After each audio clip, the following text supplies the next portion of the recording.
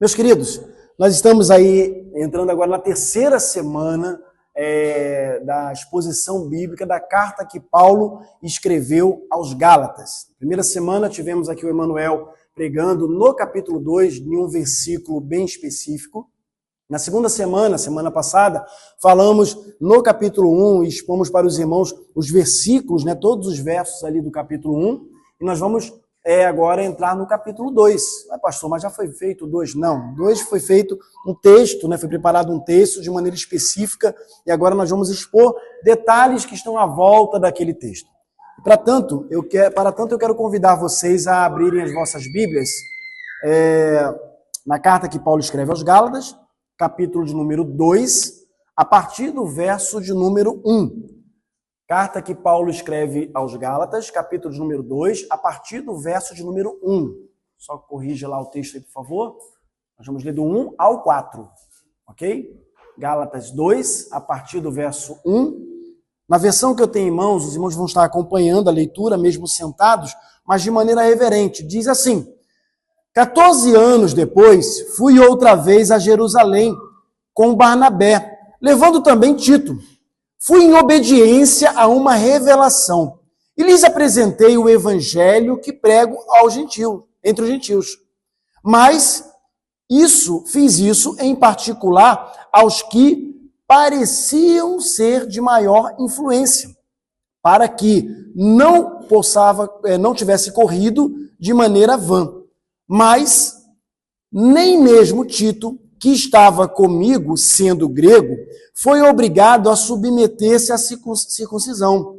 E isso surgiu por causa dos falsos irmãos que se haviam infiltrado para espreitar a liberdade que temos em Cristo Jesus e nos reduzir à escravidão.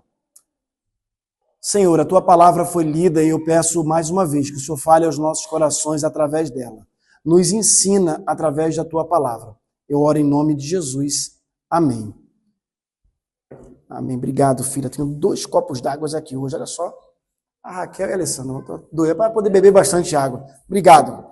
Obrigado pelo cuidado. Vamos lá. Meus irmãos, esse texto que nós lemos é a parte introdutória, digamos ali, do capítulo 2, e dando, na verdade, uma continuidade a tudo que foi falado ali no capítulo de número 1 na semana passada. E à luz desse texto, eu quero pensar com os irmãos nesse tema, a verdade que nos liberta. A verdade que nos liberta. Nós vivemos hoje dias, um tempo, em que essa verdade, ela parece um tanto quanto subjetiva quando a gente olha para a palavra, não para a palavra, mas para o que as pessoas dizem da palavra.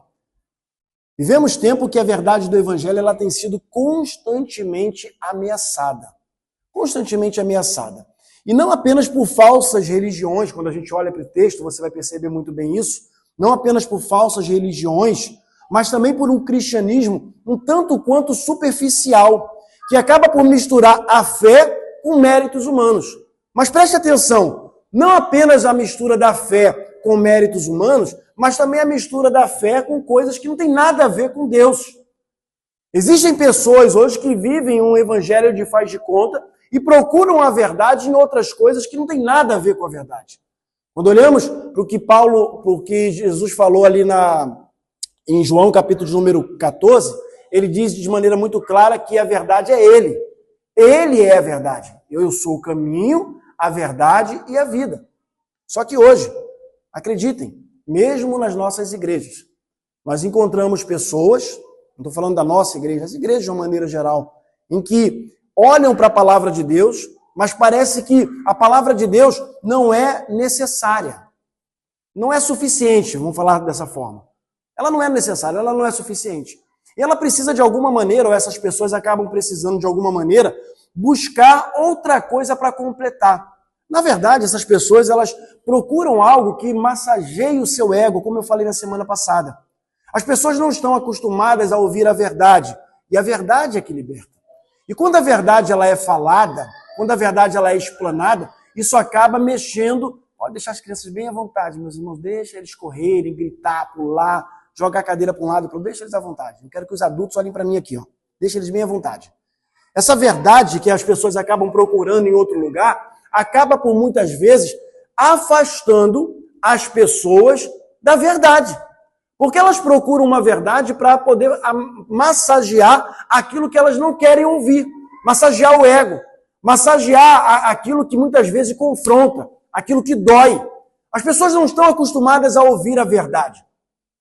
Elas não estão acostumadas a ouvir realmente aquilo que muda ou que vai moldar a vida delas. E por isso acabam entrando com muita facilidade num evangelho de faz de conta, num cristianismo superficial em que mistura a fé com méritos humanos. Ou que mistura muitas vezes a fé com coisas místicas.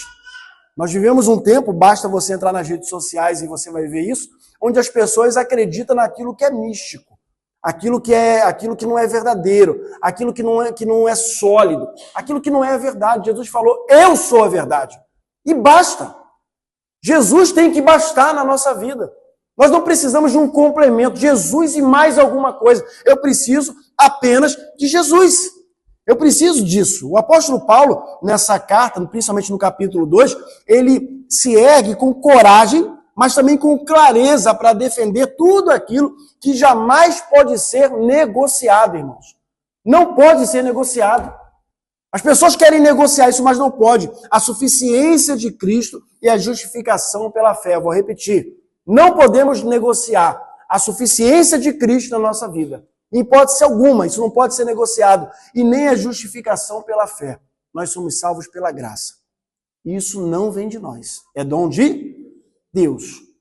Não é pelos nossos méritos. Não há nada que eu e você possamos fazer para poder dizer assim: não, eu sou salvo porque eu fiz isso. Negativo.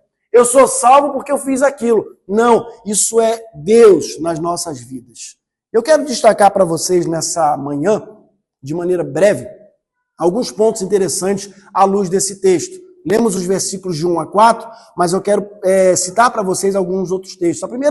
A primeira verdade que eu quero destacar para você é que a verdade do Evangelho, sendo bem redundante, ela deve ser defendida sem concessão. Eu vou repetir. A verdade do Evangelho, ela tem que ser defendida, ela precisa ser defendida sem concessão. Olha a sua Bíblia aí, os versos 4 e os versos 5. Eu vou repetir o 4 e vamos ler o 5 também. Diz assim o 4. Isto surgiu por causa dos falsos irmãos que haviam se infiltrado para espreitar a liberdade que temos em Cristo Jesus e nos reduzir à escravidão. Ora, preste atenção antes que nós lemos o 5. Olha só o que acontece aqui. Haviam pessoas que estavam no meio do povo de Deus, mas estavam ali infiltrados. Irmãos, preste atenção numa coisa aqui. Não se engane. Não se engane. No nosso meio, quando eu falo no nosso, entenda bem, eu não estou falando da nossa igreja, que pode até ser, mas eu estou falando da igreja de Cristo de uma maneira geral. Sempre, não é de vez em quando, não é às vezes, sempre vão haver pessoas que vão estar ali, mas não têm compromisso com Cristo. Nenhum. E além de não ter compromisso com Cristo, ela vai fazer de tudo para desvirtuar você do caminho correto. Por alguma ação, por alguma maneira de ser, por às vezes colocar intriga no teu coração, por às vezes fazer algum tipo de disse-me-disse, como eu falei na semana passada. Fazendo com que você às vezes olhe para a palavra de Deus e veja, não é bem assim. Mas na verdade não é que não é bem assim, é que essas pessoas não vivem a verdade do Evangelho. E por elas não viverem a verdade do Evangelho, elas se corrompem com muita facilidade, com outras coisas. E acabam tentando levar outras pessoas a pensar da mesma maneira, a defender a mentira que elas acreditam ser verdade. Já ouviu aquele velho ditado que diz que muitas vezes a pessoa fala tanto sobre mentira, ou mente tanto, que até ela já acredita que aquela mentira é verdade? E está tão enraizada aquela mentira no seu coração que ela morre de pé junto dizendo, não, é verdade, mas é mentira. Ela falou, mas ela agora acredita que aquilo ali é uma verdade. Então isso acaba se infiltrando. Verso 5, a esses, que ele citou no verso 4, a esses não nos submeteremos por um só instante sequer, para que a verdade do Evangelho permanecesse entre vocês. Olha o que Paulo está dizendo. Preste atenção. Essas pessoas que tentam minar o Evangelho, essas pessoas que vão tentar tirar você da verdade, nós não vamos nos submeter a ela. Não vamos. Doa quem doer. Eu faço de Paulo as palavras dele as minhas. Nós não vamos nos submeter a quem quer que seja que tentar desvirtuar a verdade do Evangelho. Não pode. Nós precisamos viver a verdade. O Evangelho deve ser defendido sem nenhuma concessão. Isso precisa ser algo claro na nossa vida. Paulo, ele relata a sua visita, né, nessa sua visita, na sua carta, na verdade, a visita que fez e a quem ele pregou. E a maneira como ele pregou. Interessante que nos versos anteriores você percebe que ele fala assim, olha, eu procurei pessoas estratégicas, pessoas de maior influência. Pregar o Evangelho também é estratégico. Por que ele fez isso? Para falar com pessoas que tivesse, de alguma maneira, influência na cidade, digamos assim, para que, através daquela pessoa, o Evangelho chegasse a outras pessoas. Eu disse para vocês, acho que no final do ano passado, se não me falha a memória, que muitas vezes nós somos colocados para pregar a palavra de Deus. Oi, linda, tudo bem? Em algum lugar, ou pregar a palavra de Deus, não, me atrapalhei com ela andando ali. Nós somos colocados para trabalhar em algum lugar, para ter a oportunidade de pregar a palavra de Deus para algumas pessoas. E às vezes a gente não entende isso. Senhor, por que eu trabalho em tal lugar? É para que você seja sal e luz naquele lugar. Para que você, de maneira estratégica, possa chegar a pessoas que nós não vamos chegar. Eu tenho dito para alguns irmãos, e tenho falado isso no privado, porque já cansei de falar em público, confesso que já cansei, e vou falar de novo, mas é a última vez, mas tenho falado no privado com alguns irmãos, pela necessidade de nós usarmos as redes sociais para a glória do Senhor. A gente tem aqui, o culto está sendo transmitido em direto, nós pegamos a mensagem aqui, nós colocamos no Spotify para chegar em um maior número de pessoas. A gente quase que tem que implorar, meu irmão, mande isso para alguém.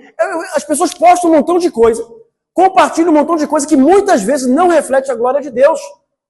E eu confesso para os irmãos, eu fico às vezes triste com postagens que eu vejo.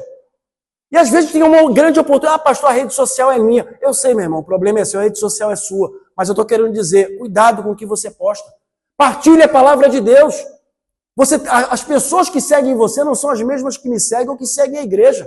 E você tem uma grande oportunidade de, muitas vezes, fazer com que a palavra de Deus chegue a outra pessoa e você perde essa oportunidade partilhando coisas que às vezes é só engraçado. É só para rir por um momento. Mas que muitas vezes está desvirtuando a pessoa da verdade que você conhece. Mas a maneira como você se porta, muitas vezes, nas redes sociais, não mostra a verdade a quem você segue. Preste atenção, a verdade que você segue. Nós precisamos viver essa verdade. Precisamos aplicar isso na nossa vida. Devemos rejeitar qualquer mensagem, meus irmãos. Não é alguma, né? Uma ou outra. Qualquer mensagem que diga o seguinte, Jesus e mais alguma coisa. Jesus e mais isso. Falei na semana passada sobre algumas seitas. Seitas essas que eu já cansei de ver alguns irmãos repostando coisas achando que é Jesus. Está falando de Jesus, mas não é. Seitas essas que tem Jesus, mas tem um cabide do lado, uma muleta do lado. Tem que ter mais alguma coisa. Jesus não basta. É Jesus, mas tem que confessar isso, tem que confessar aquilo. Como eu citei na semana passada. Irmãos, a suficiência do Evangelho nos basta. Jesus nos basta. Ele é tudo para nós. Não precisamos de outra coisa, outra verdade, porque, na verdade, Ele é a verdade. Em segundo lugar, a verdade do Evangelho exige coerência nas nossas ações. Eu preciso ser coerente com aquilo que eu faço, com aquilo que eu prego. Não adianta eu pregar uma coisa e viver outra. Não adianta vocês verem o pastor Marcos falando aqui de um jeito e vocês passarem pela rua e encontrar comigo tendo outro tipo de atitude. Não adianta. Não adianta, meus irmãos. Nós precisamos viver a verdade em todos os lugares e precisamos ser coerentes com isso. Verso 11 a 14, olha aí na sua Bíblia. Diz assim, quando, porém, Pedro, em algumas versões vai estar dizendo Cefas, veio a Antioquia, resistir-lhe face a face, porque havia se tornado repreensível. De fato, antes de chegarem alguns da parte de Tiago, ele comia com os gentios. Quando, porém, chegaram, começou a afastar-se. Por fim, separou-se, temendo os da circuncisão. Verso 13. E também os demais judeus se fizeram hipócritas juntamente com ele, a ponto de o próprio Barnabé, olha só que coisa, irmãos, olha só que coisa, o próprio Barnabé ter se deixado levar pela hipocrisia deles. Verso 14, quando, porém, vi que não procedia corretamente segundo a verdade do Evangelho, não era segundo o que Paulo pensava, mas segundo a verdade do Evangelho, eu disse a Pedro, na presença de todos, se você, que é judeu, vive como gentil e não como judeu, por que quer obrigar os gentios a viverem como judeus? Meus irmãos, nós precisamos ser coerentes com aquilo que a gente prega. Onde que eu quero chegar? Muitas vezes aqui dentro, nós estamos com a Bíblia, lemos, levantamos as nossas mãos, oramos ao Senhor, choramos e tudo. Mas quando chegamos lá fora, nós vivemos de uma maneira contrária àquilo que nós pregamos aqui dentro. Eu tenho dito para alguns com quem eu tenho conversado que às vezes eu sinto que parece que a igreja é como se fosse, não fique chateado com o que eu vou dizer, mas é um clube. É um clube. É uma agremiação. Onde eu tenho meu nome ali, participo de vez em quando, não tenho nada para fazer hoje, então eu vou lá, estou ali. Mas durante a semana eu levo a minha vida do jeito que eu quero. Eu não tenho Jesus como o Senhor da minha vida, eu quero Ele como Salvador. Não, Salvador eu quero, mas como Senhor eu não quero. Porque ter Ele como Senhor é se submeter à verdade dEle. Ter Ele como Senhor é se submeter àquilo que Ele quer e não àquilo que nós queremos. Ter Ele como Senhor é ver a maneira como eu ando, como eu falo, com quem eu ando, com quem eu falo, a maneira como eu procedo na sociedade, a maneira como eu me visto, como eu falei outros dias aqui. Tudo isso implica no procedimento, na maneira como as pessoas vão me ver. Eu tenho que me preocupar com isso. Claro que eu tenho, porque o meu testemunho precisa refletir a glória do Senhor em todos os aspectos, inclusive nas redes sociais. Então eu preciso realmente ter a minha vida moldada. Por isso que ele vai dizer que, olha, resistir Pedro face a face, porque ele se tornou repreensível. O que ele estava fazendo não era correto.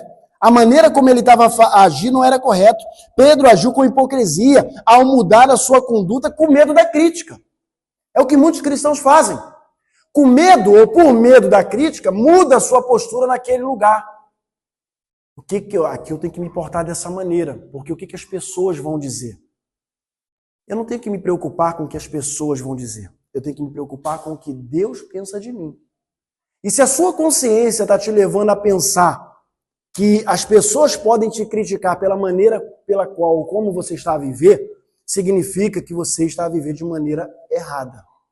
A ponto de que você está se preocupando com as pessoas, quando na verdade deveria se preocupar com o Senhor. Porque não são as pessoas, mas é o que Ele pensa de mim.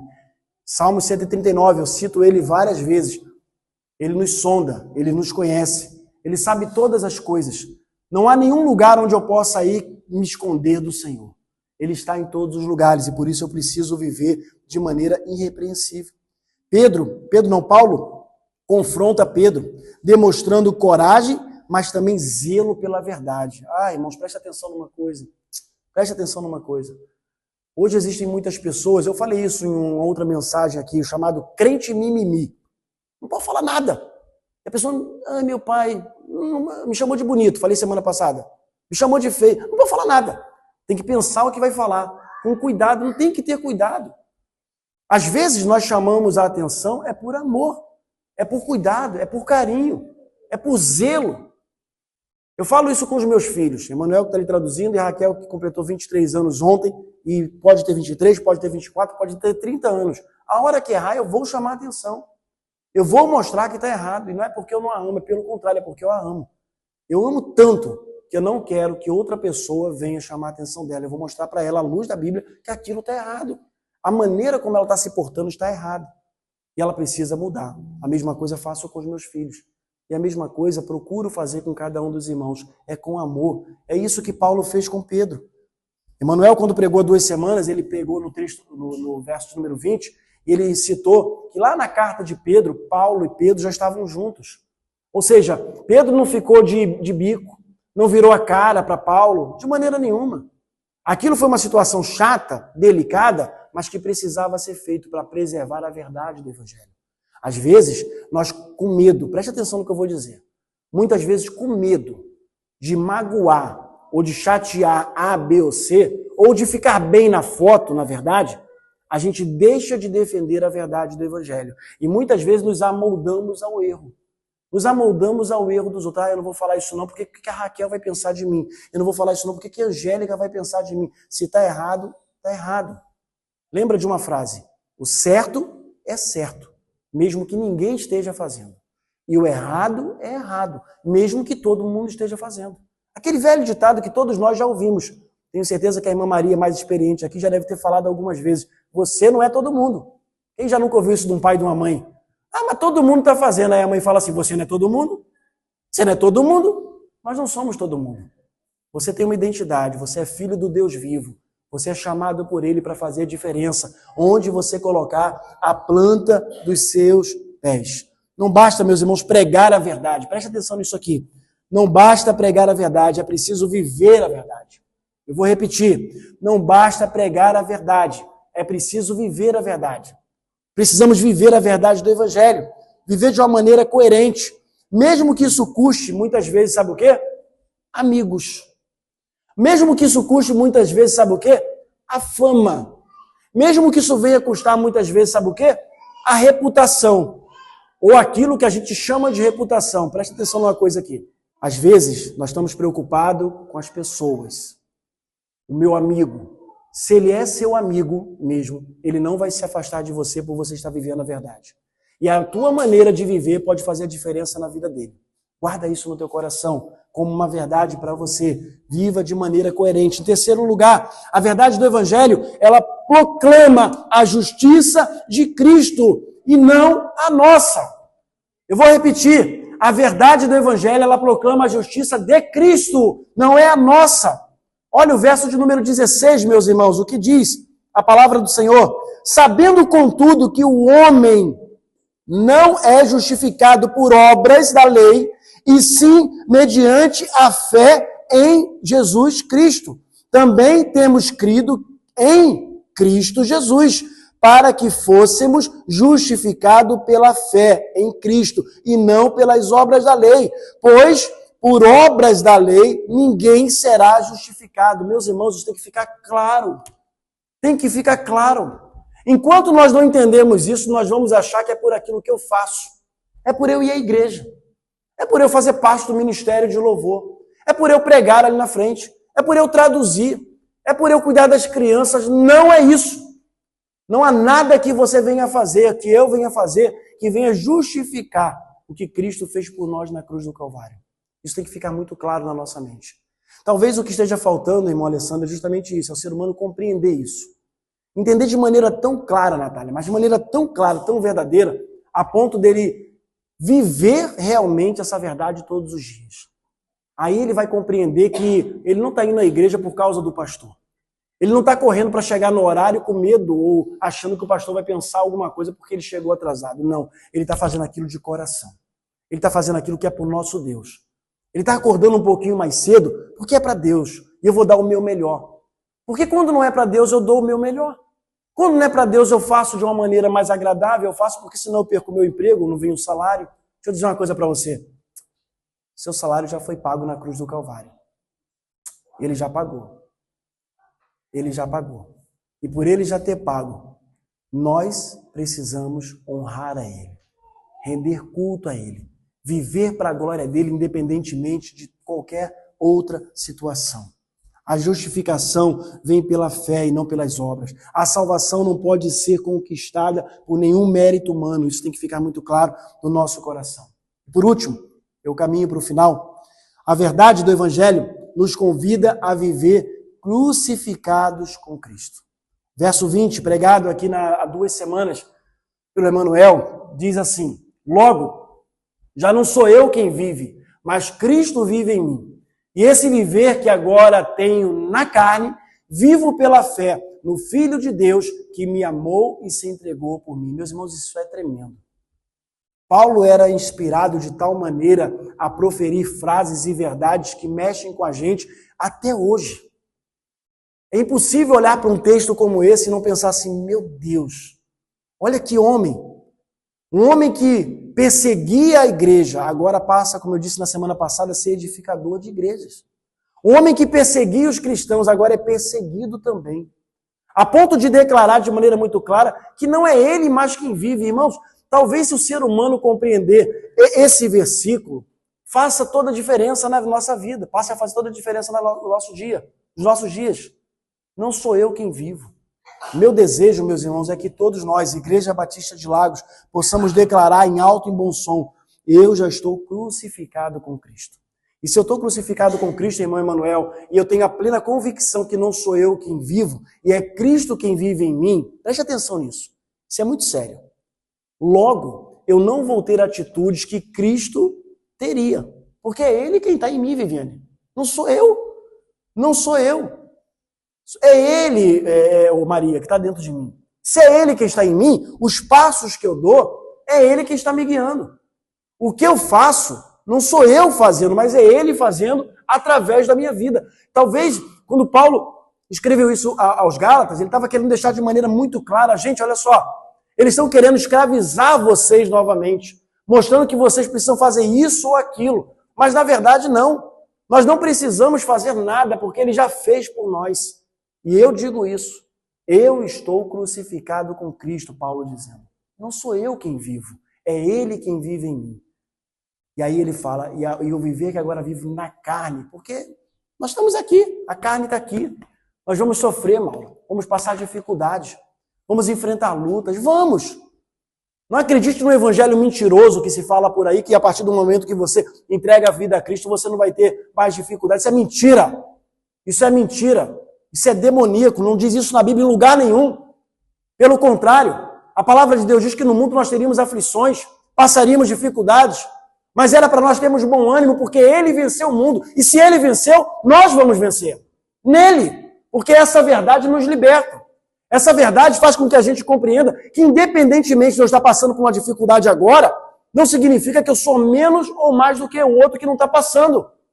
Mas as dificuldades que Deus permite, porque a palavra de Deus diz que não cai uma folha da árvore, Hermano, sem que Deus queira, que Ele conhece até quantos fios de cabelo tem na nossa cabeça. Claro que para alguns é mais fácil, né? Tem menos, outros têm mais, mas enfim, Ele sabe. O mais cabeludo que possa ter aqui, Ele sabe quantos fios de cabelo tem na sua cabeça. Esse é o Deus a quem nós servimos. Meus irmãos, pensa nisso. Se Ele sabe todas essas coisas, lembra que eu disse na semana passada? O amanhã pertence a Ele. Ele já está lá. Ele já sabe o que vai ser no dia 11 de agosto. Ele sabe. Sabe por quê que Ele sabe disso? Porque Ele já está lá. Ele é atemporal. E eu preciso viver para a glória dEle. Glorificar o nome dEle e fazer aquilo que agrada o coração dEle, independente do meu achismo. Ah, irmão, Satanás não quer que você ouça essa verdade. Sabe por quê? Porque essa verdade vai libertar vocês. Essa verdade vai tirar a muleta de vocês. Eu estou falando a muleta literal, no sentido de achar que você precisa de Jesus, mas precisa de outra coisa a mais. Você precisa só de Jesus. Tem um hino do cantor cristão que fala o seguinte, eu não vou cantar não, fiquem tranquilos. Mas ele diz o seguinte: só por Jesus é que nós somos salvos. Só por Jesus é que nós somos salvos. É só por Ele. Só por Ele. É Ele. É Ele. Então somente Ele. Nós precisamos viver para a glória daquele que nos salvou, aquele que nos amou antes mesmo da fundação do mundo. Precisamos viver para a glória do Senhor. Estar crucificado com Ele. Diz lá o verso: fui crucificado com Cristo. A vida cristã é uma rendição, ou deveria ser uma rendição total, não parcial. Não é uma ou outra coisa que eu faça, é tudo. Eu preciso me render totalmente. Tem um louvor que a gente já canta aqui várias vezes que fala: rendido estou, né? Eu já disse, irmãos, cantar é tão bonito. É lindo. Rendido estou, toma-me, rendido estou, está dizendo ali o Leandro. É rendido estou. Então, se eu estou rendido aos pés da cruz, porque eu me encontrei nesse lugar, eu preciso, e a música diz: tudo que tenho, eu entrego a ti. Entrega mesmo, irmãos. Entrega mesmo. Entrega nada, irmãos. Entrega nada. É tudo com muita dificuldade. Eu não estou falando de dinheiro, não. Estou falando da nossa vida, do nosso pensamento, do nosso coração, das nossas atitudes, da nossa palavra, das nossas palavras. Entrega mesmo. Se entregasse, tudo que sairia de nós seria para a glória dele. E muitas vezes não é. porque nós agimos pela carne. Paulo vai dizer isso, a vida que eu vivo na carne, eu vivo pela fé. Na fé em quem? Naquele que me amou e se entregou por mim. Esse era Paulo. E nós precisamos ser imitadores de Cristo. Paulo vai dizer, olha só, sede meus imitadores. Sede meus imitadores, assim como eu sou de Cristo. Sabe por que Paulo falava isso? Porque ele imitava. Sabe por que ele falava isso? Porque ele tinha condições de falar isso. Por que a gente não fala? Porque, como eu citei aqui uma frase que é muito falada lá no quartel, quando a coisa estava ruim, o capitão falava, para ficar ruim, ainda falta muito. A gente estava abaixo do ruim. A gente tem que melhorar muito. Muito. Muito mesmo para poder agradar realmente o coração do Senhor. Viver um evangelho transformador que nos convida realmente a estar crucificado em Cristo Jesus. O cristão não vive uma vida melhor, ele porque tem Cristo no coração, ele vive uma vida melhor porque ele é salvo em Jesus Cristo. Jesus Cristo nos salvou. O cristão não vive, não pode viver ao seu gosto, ao seu bel prazer, fazendo aquilo que agrada o seu coração. Ele precisa viver se submetendo realmente àquele que morreu e se entregou na cruz por todos nós. A verdade do Evangelho ela é inegociável. Guarde isso no seu coração. A verdade do Evangelho ela tem que ser inegociável. A fé em Cristo é suficiente para nos justificar. Nos justificar. Nossa vida deve refletir essa verdade com coerência, mas também com coragem. Eu vou repetir. A nossa vida deve refletir essa verdade com coerência, mas também com coragem. E por fim, nós precisamos viver como crucificados em Cristo Jesus. Vou repetir. Precisamos viver como crucificados em Cristo Jesus. Acreditando que, mesmo que o sol venha se pôr, como nós cantamos antes da mensagem, se o sol se pôr, se a noite chegar, independente de qualquer coisa, eu vou viver para a glória do Senhor. Amém?